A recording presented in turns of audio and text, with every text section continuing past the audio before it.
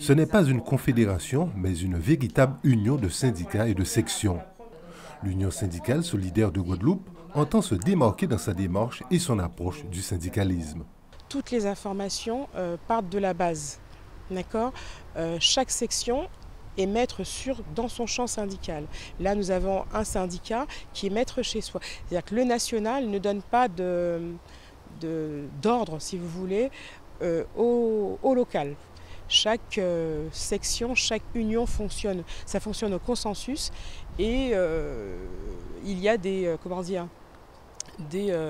échanges permanents entre le national et le local. Une émanation de l'Union syndicale solidaire, syndicat d'envergure nationale, l'Union syndicale solidaire de Guadeloupe regroupe pour l'heure une demi-douzaine de sections syndicales du secteur public et du privé. S'enraciner sur le terrain de la lutte sociale, en étroite relation avec les travailleurs locaux, est la démarche principale face aux questions de l'emploi, de la précarité, du chômage et des salaires.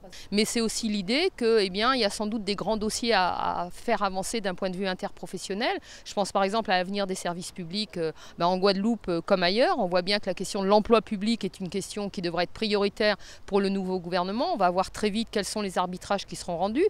On voit bien, il y a une question d'actualité, le SMIC. Une augmentation de 2% du SMIC, pour nous, on pense que c'est largement insuffisant.